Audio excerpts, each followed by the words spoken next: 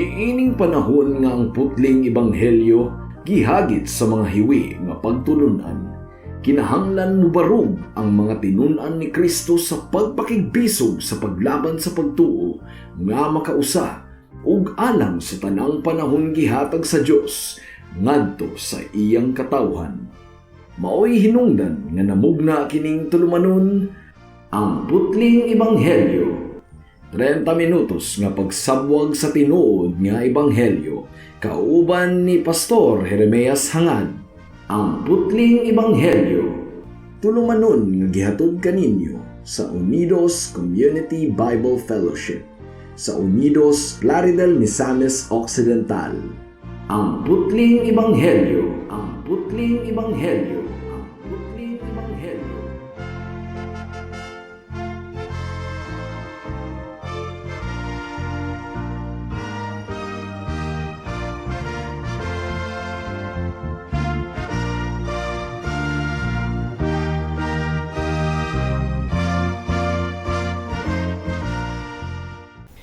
Mayong hapon Unidos, Plaridel, Calamba, Baliangaw, sa Pangdalaga, Rizal, Lupisayna ug kutob sa tanang gidala sa Ginoo sa pagpaminaw niining atong programa nga giuluhan og ang putling ebanghelyo.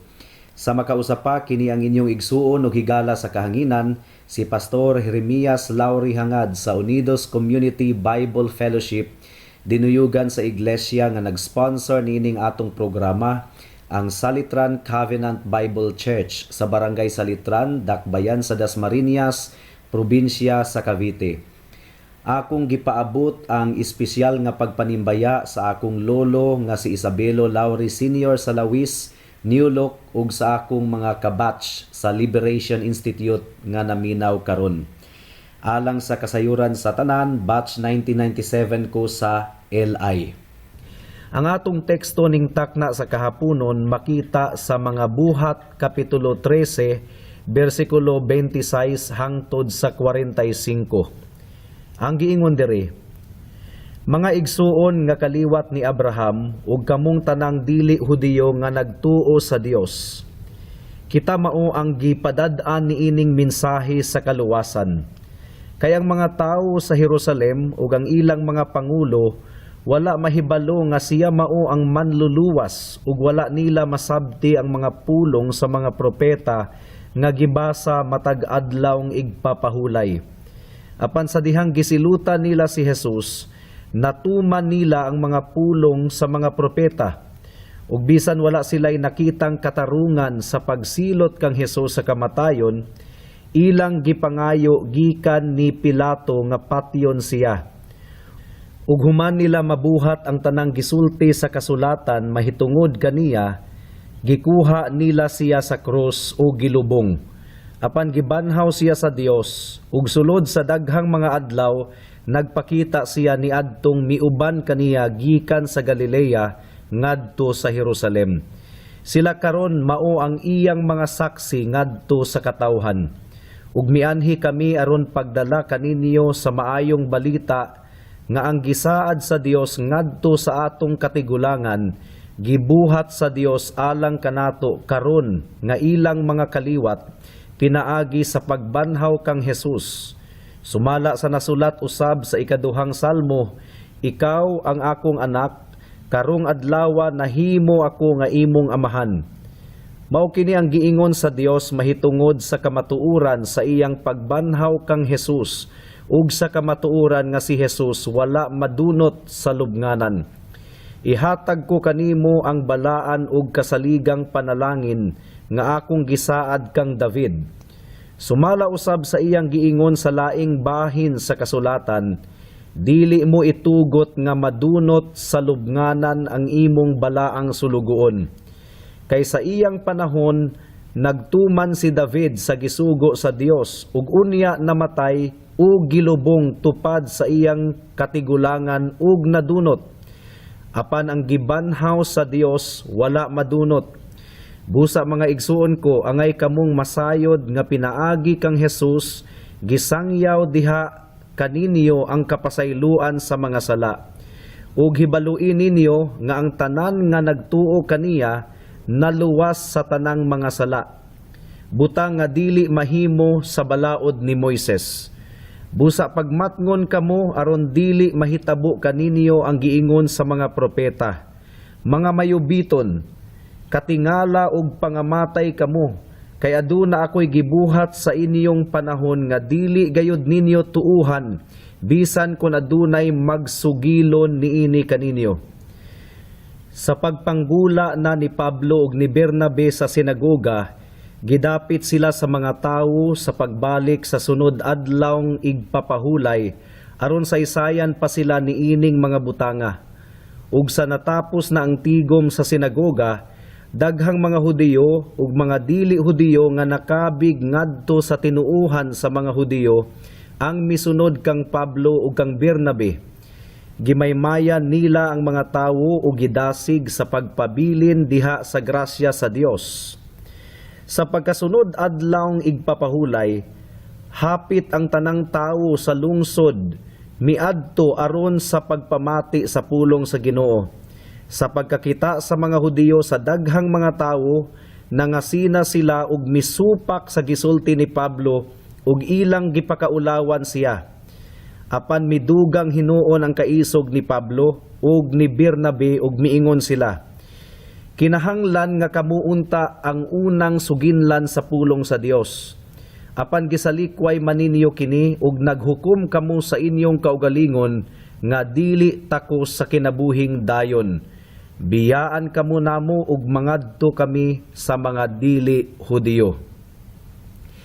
Sa atong teksto karon, mga kahigalaan, gisulti ni Pablo ngadto sa mga Hudiyo ug sa mga nangakabig sa tinuuhan sa mga Hudiyo didto sa Antioquia sa Pisidia, ang mga pulong nga nahasulat sa bersikulo 26. Ang giingon diri, kaninyo gipadala ang pulong sa kaluwasan. Apan sumala pa sa bersikulo 45, ilang gibalibaran o gisalikway ang mensahe ug maoy hinungdan nga miingon si Pablo sa bersikulo 46 nga kinahanglan nga kamuunta ang unang suginlan sa pulong sa Dios. Apan gisalikway maninyo kini ug naghukom kamo sa inyong kaugalingon nga dili takos sa kinabuhing dayon. Biyaan kamo namo ug mangadto kami sa mga dili Hudiyo. Kini nga mga pulong ni Apostol Pablo, mga kahigalaan, naghatag kanato og pasidaan. Hinumdumi nga ang Ebanghelyo unang gihatag ngadto sa nasod sa Israel. Si Hesukristo mismo niadtong nagministeryo siya dinhi sa kalibutan, wala gayud siya migawas sa teritoryo sa Israel. Ug sa wala pa siya mikayab sa langit, iyang gimanduan ang iyang mga disipulo nga didto usa muuna og wali sa Jerusalem, adisir muadto sa mga nagkalain-laing dapit. Ug niini nga pamaagi, adunay dako kaayo nga higayon ang mga Hudiyo nga makahibalo sa kamatuoran. Apan tungod kay gibutaan sila sa ilang mga sirado nga hunahuna ug sa ilang kasalaanan, wala gayud nila makita ang kamatuoran mahitungod kang Kristo. Gihukman nila ang ilang kaugalingon nga dili takos sa kinabuhing dayon, matud pa ni Apostol Pablo. Ug maoy hinungdan nganong si Apostol Pablo ug uban pang mga apostoles nangadto sa mga hintil tungod kay mibalibad man ang mga Hudiyo. Ug tinunud-anay ako nga nagpahinumdom kaninyo, mga kahigalaan, nga ang bisag unsa nga nasod nga adunay pribilehiyo nga makapamati sa Ebanghelyo sama sa pribilehiyo sa nasod sa Israel. Apan padayon nga nagsalikway niini, pagatalikdan gayod sa Dios sama sa iyang pagtalikod sa mga Hudiyo. Kung gitalikdan sa Dios ang Israel nga iyang piniling nasod, samot na gayod ang uban pang mga nasod nga nagdumili kaniya. Pamalandungi kini, mga kahigalaan. O kanimo higala, nakig-istorya kanimo ang Ebanghelyo sa Dios karon. Hinaot nga samtang makahimo pa ikaw sa pagpamati sa Ebanghelyo, imo usab kining dawaton, tungod kay wala lang ka masayod, nga basin og muabot ang takna nga dili na ikaw makahimo pa sa pagpaminaw agi sa balatian ug tumang katigwangon. Kung ikaw pagahukman na sa Ginoo, basin og pagabasulan nimo ang mga higayon nga nausik, tungod kay wala nimo tagda ang atong Ginoo ug ang iyang ebanghelyo. Nagwali ako karon uban sa dakong paglaom nga may pipila sa mga tigpaminaw karon nga maluwas tungod kay nabati nila ang kahadlok sa walay katapusang pag-anto sa silot sa sala didto sa impyerno. Ug tungod ni ana, ilang dawaton si Kristo ingon nga ilang bugtong Dios ug manluluwas. Adunay usa ka batang lalaki nga namatikdan sa iyang inahan nga kanunay gayud nga seryosong maminaw ug wali sa pulong sa Dios. Ug mausahay, ibutang niya ang iyang kamot sa iyang dalunggan aron iatubang kini sa padulong sa pulpito aron mapaminawan gayud niya og duro ang matag pulong sa magwalali. Mao nga gipangutana siya sa iyang nanay, "Anak, nganong kanunay man nimong ginabuhat?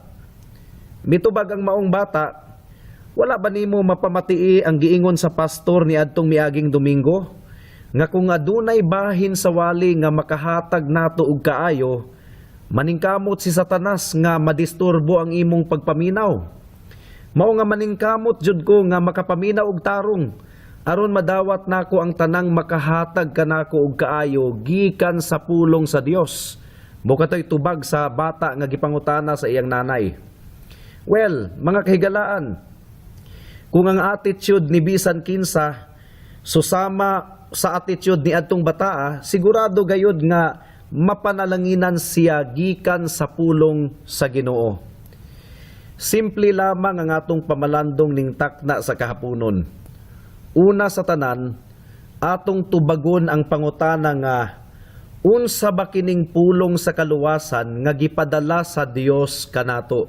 Sumala sa giingon sa bersikulo 26 sa atong teksto, unsaon nato pagtagad kining maong pulong sa kaluwasan nga gipadala sa Dios kanato. Mao kadto ang ikaduhang punto. Mudangat na kita sa unang punto. Unsa ba kining pulong sa kaluwasan nga gipadala sa Dios kanato? Kung atong basahon og utro ang atong teksto, atong tataw nga makita nga ang pulong sa kaluwasan nga gipadala sa Dios ngari kanato mao ang testimonyo nga si Hesukristo mao ang gisaad nga manluluwas. Gipasabot ni Apostol Pablo nga si Jesus mao ang binhi o kaliwat ni David, ang Mesiyas nga gisaad sa Dios ngadto sa iyang mga katawhan pinaagi sa mga propeta. Mao kini nakasulat sa atong teksto. Si Jesus nga taga Nazaret mao ang binhi sa babayi nga mudugmok sa ulo ni Satanas, ang karaan nga bitin. Matud pa sa wali ni Pablo, si Jesus mao ang gitagna sa mga propeta o gipaabot sa mga katawhan sa Dios sulod sa dugay ng panahon.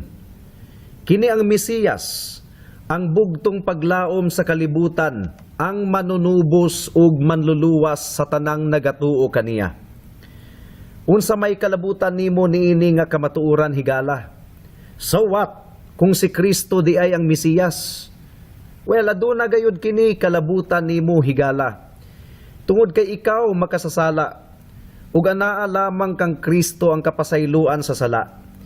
Si Kristo nga nagpakatawo, mipuyo ni ining kalibutana, nagbuhat og matarong ug sa gitakda nga higayon mipas-an sa kasalaanan sa iyang mga katawhan didto sa krus sa Kalbaryo. Didto sa krus, gibayra ni Jesus ang kinatibuk ang silot sa tanang mga sala sa iyang mga katawhan. Ang silot sa sala mao ang kamatayon, ug kana mao ang hinungdan nganong gilansang si Kristo didto sa krus. Ang giingon sa Roma kapitulo 5 bersikulo 8, ang giingon dire, apan gipakita sa Dios kanato ang gidak-on sa iyang paghigugma kanato, kaysa makasasala pa kita, nagpakamatay si Kristo alang kanato. Ug karon, Tungod kay si Kristo namatay nga kapuli sa mga makasasala. Ang kapasayloan sa mga kasalanan ginawali na karon ngadto sa nagkalain-laing dapit sa tibuok kalibutan. Si bisan kinsa ang musalig kang Hesus, makadawat og kapasayloan sa tanan niyang mga sala. Tibuok og dili na mabawi pa nga kapasayloan. Ang tanan niyang mga kasalanan mapapas sama sa pagbutang og paid o nabayra na sa lista sa utang sa usa ka tawo. Matangtang ang tanan niyang kasalanan sama sa pagtangtang sa tanang mantsa sa namantsahan nga puti nga panapton. So kinsa pa man ang mangahas sa pagsumbong sa usa ka tawo kang kinsang kasalanan gipasaylo na ni Kristo. Kini nga kapasayloan mga kahigalaan ginawali namo karon kaninyo nga imong maangkon pinaagi kang Hesukristo kung ikaw mutuo ug musalig kaniya. Ang pulong niini nga kaluwasan mao ang pagmantala sa hingpit nga kaluwasan pinaagi sa manunubos nga nabanhaw. Tungod kay matud pa ni Apostol Pablo sa bersikulo 39 ang giingon diri, busa mga igsuon ko, angay kamong masayod nga pinaagi kang Hesus gisangyaw diha kaninyo ang kapasayloan sa mga sala. Ug hibaluin ninyo nga ang tanan nga nagtuo kaniya naluwas sa tanang mga sala, butang nga dili mahimo sa balaod ni Moises. Buhat kapitulo 13 bersikulo 39. Ang buti pasabot niini mga kahigalaan, adunay mga sala nga dili mapasaylo pinaagi sa balaod ni Moises. Apan walay sala nga dili mapasaylo o dili pasayloon ni Kristo. Dili mahimong mapasaylo pinaagi sa balaod ni Moises ang sala, mao nga ang mga paghalad kanunayng gibalik-balik kada adlaw o kada tuig ilalom sa daang kasabutan. Apan si Kristo, matud pa sa Hebreyohanon kapitulo 10 bersikulo 12, human siya mihalad og usa ka sakripisyo alang sa mga sala, alang sa tanang panahon, milingkod sa tuong kamot sa Dios, ug wala na nanginahanglan pa nga muhalad og dugang nga mga sakripisyo. Mao nga kung musalig ikaw kaniya higala, aktual gayod nga mapapas ang imong mga kasalanan hangtod sa kahangturan. Hinaot nga hikapon ka sa balaang espiritu karong taknaa. Hinaot nga hikapon ang imong kasing-kasing karon dayon, aron ibutang nimo ang imong tibuok ug bugto nga pagsalig kang Hesus lamang alang sa imong kaluwasan. Mudangat na kita sa ikaduhang punto. Ug ang ikaduha nga pangutana sa atong pamalandong mao kini: unsay imong tubag niining pulong sa kaluwasan nga gisugilon kanimo karon? Well, daghang mga tawo ang misalikway niining maong pulong sa kaluwasan tungod kay nagpasabot kini mga kahigalaan nga kung ilang dawaton si Kristo ingon nga ilang manunubos ug manluluwas, kinahanglang hinulsulan nila ang ilang mga sala, talikdan kini ug musunod kang Kristo diha sa pagkamatarong. Hinumdumi nga ang sala sa mga katawhan mao ang hinungdan nganong gihalad ni Kristo ang iyang kaugalingon ngadto sa kamatayon didto sa krus. Ug kining mga tawhana nga misalikway sa ebanghelyo, nasayod sila sa ilang konsensya nga dili pwedeng mahiusa sila ni Kristo apan magpabilin gihapon sa pagkinabuhi sa kasalanan. Kinahanglang talikdan gayud nila ang sala aron sila mahiusa kang Kristo.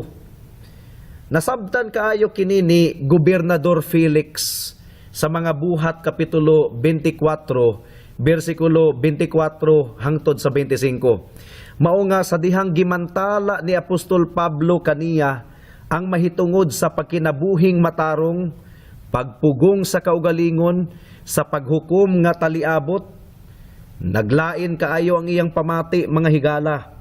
ug iya nang gitapos dayon ang panaghisgotay kauban ni Apostol Pablo. Gipasumangil raniya og ingon og, makalakaw ka na, ipatawag ko raon niya ikaw kung may higayon ako. Apan ang tinuod gayod, mga kahigalaan, ang tinuod gayod nga buot ipasabot ni Gobernador Felix ni adto, mao nga dili na siya ganahan nga maminaw pa kang Apostol Pablo, tungod kay naglain naman ang iyang pamati ni adtong naghisgot si Pablo mahitungod sa pagkinabuhing matarong.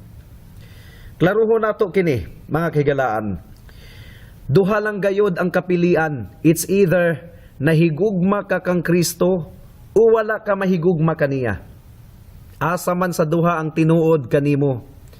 Kanang giingon nimo nga sa sunod na lang. Dili na tinuod. Giimbento ka na nga mga pulong ni Satanas aron maduso niya ang mga tawo nga isalikway si Kristo nga dili ra kaayo mabantayan. Mao nga nag-awhag ako kanimo karon higala. Ug dili nato kini palabyon nga higayon. Unya-unyaon bagihapon nimo ang Ginoo o karon na musurrender ka na kaniya. Hinumdumi higala nga nagkaduol na kita sa atong kamatayon. Ayaw na gayud intawon paglangan-langan pa. Kay daghan nang nangalaglag nga mga langanan. Daghan nang nangalaglag nga mga langanang katawhan nga nag-une-unya sa ilang pagtubag sa tawag sa hagit sa Ebanghelyo, sa paghinulsol ug pagtuo kang Hesus, ingon nga bugtong Dios ug manluluwas. O hinaot nga pahubukon sa Dios ang imong kasing-kasing higala, aron imong tinguhaon ang paghinulsol ug pagtalikod sa sala, ug ang pagtuo ug pagsalig kang Hesus alang sa imong kaluwasan. Apan adunay importante kaayo nga pahinumdum. Ayaw og salig sa imong mga paghilak, sa imong pagkahinimbahon, o sa bisan unsa. Salig lamang kang Hesukristo, adto ka mututo kaniya ug dili sa imong kaugalingon. Ang giingon sa Ginoo sa Isaias kapitulo 45 bersikulo 22, dangop kanako aron maluwas kamo, katawhan sa tibuok kalibutan, kay ako mao ang Dios ug wala nay lain. Busa higala, ayaw og saligi ang imong pagkahilig sa Bible study, pagkahilig sa pagsimba, pagkahilig sa pagbasa og Biblia. Well, I'm not saying that these things are bad. Apan kung ibutang nimo ang imong pagsalig sa bisan unsa nga anaa kanimo, dili gayud ikaw maluwas. Salig kang Hesus lamang higala, karon dayon. Adunay istorya mahitungod sa usa ka barko nga na-stranded sa tunga sa lawom nga kadagatan, or at least nagtuo ang kapitan nga tuwa sila sa tunga sa kadagatan. Ug nahutda na sila og tubig nga mainom. Ug pila na kaadlaw nga giuhaw na gayud kaayo silang tanan. Apan good news, adunay lain pang barko nga milabay sa lugar diin sila na stranded. Mao nga misinggit ang kapitan, hatagi mi og tubig. Kamatyonon na kaayo kami sa kauhaw. Imagine ninyo mga kahigalaan, kung unsa na lang gayod kadako ang kakurat sa maong kapitan, kung ingon niini ang tubag sa iyang hangyo. Pagkalos og tubig nga imnon sa katubigan kung asa mo naglutaw karon. Naaman mo sa suba sa Amazon, presko man ang tubig dinhi, mainom gayud kaayo. Higala, basin og naghunahuna ka nga na-stranded ka sa lawod, sa parat nga kadagatan. Apan dili ka na tinuod, gipalibutan ka karon sa kaluoy sa Ginoo. Pagkalos og tubig sa kaluoy sa Dios ug imna kini. Salig lamang kang Hesus. Luwason kaniya kung musalig ka lamang kaniya. Gipangutana ba nimo karon kung unsa ang imong buhaton aron ikaw maluwas? Gitubag na ni Pablo kanang maong pangutana sa mga buhat kapitulo 16 bersikulo 31. Ang tubag ni Pablo, salig kang Ginoong Hesus ug maluwas ka, ikaw ug ang imong panimalay. Mao ka na ang tubag ni Pablo, ug wala na ko'y lain pang tubag nga mas maayo pa kaysa ni ana. Ang pagsalig kang Hesus, wala nang inahanglan og usa ka semana nga pagpaabot mga kahigalaan o bisan og usa ka minuto. Kung ang imong kasing-kasing mutuo ug musalig lamang kang Hesus karong taknaa. Karong taknaa dayon, pagaluwason ikaw ni Kristo. Ibutang kang Hesus ang tibuok nimong kabugaton, higala. Ang kabugat sa imong sala, ibutang kang Hesus. Dugay ra niyang gihatagan og kasulbaran ang problema sa kasalanan didto sa krus sa Kalbaryo. Matinud-anon si Hesus sa pagtuman sa iyang saad. Believe in the Lord Jesus Christ and you will be saved. Amen. Hangto din hilang kita taman sa atong pagtuon karong taknaa tungod kay wala na kitay oras pa. Sa makausap pa, giimbitar ko kamo sa pagtambong sa atong panimbahon ug mga adlawng Domingo, adlaw nga igpapahulay alas 2 sa hapon sa panimalay ni Winstro ug ni Conchita hangad sa Unidos. Daghang salamat.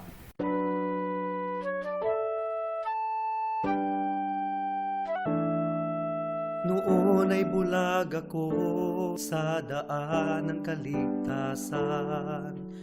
Tulad ng marami, nakatuon ako sa sarili. Mabait naman at matulungin at walang kapwang inabuso. Kung kaya't ang tiwala ko, malamang ligtas ako.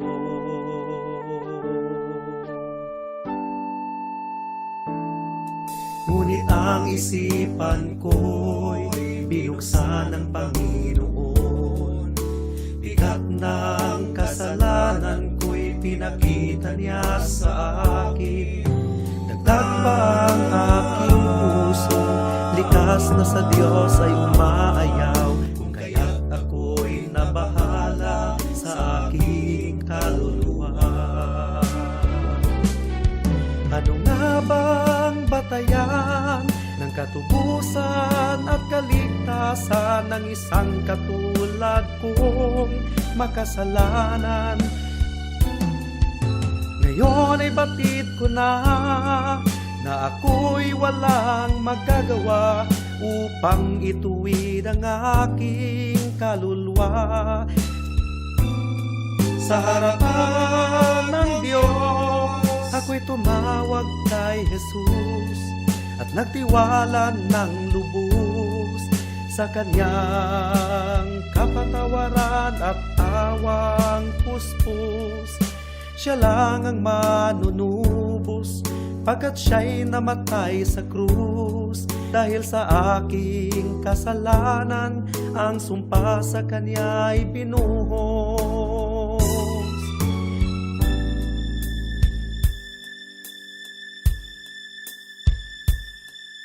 Ngayon ay tiyak ko na ang aking kaligtasan, aking nararanasan, tunay na kapayapaan. Ang puso ko'y binago niya, ang buhay ko'y inayos niya. Purihin si Jesus sa dakilang biyaya niya.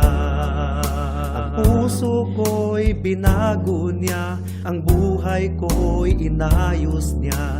Purihin si Jesus sa dakilang biyaya niya. Unang Juan, Kapitulo 2. Mga anak, gisulatan ko kamo niini aron dili na kamo magpakasala. Apan kun may makasala, may manlalaban kita nga si Jesucristo ang matarong. Siya maoy mga tubang sa amahan. Siya mao ang halad aron mapasaylo ang atong mga sala, og dili lang kay ang ato ra, kundili ang mga sala usab sa tanang tao. Kun tumano nato ang mga sugo sa Dios, mapaniguro nato nga nakaila kita kaniya. Kun may moingon, nakaila ako sa Dios, apan wala magtuman sa iyang gisugo, bakakon kanang tawhana, og wala kaniya ang kamatuoran. Apan ang nagtuman sa iyang sugo, nahingpit diha kaniya ang gugma sa Dios. Mahibalawan nato nga nagkinabuhi kita sumala sa kabubuton sa Dios, pinaagi niini. Ang nag-ingon nga siya anaa sa Dios, kinahanglan magkinabuhi sama kang Hesukristo. Alang sa dugang nga mga pangutana, mahimong mo text kang Pastor Jeremias hangad sa 0935 744 3030.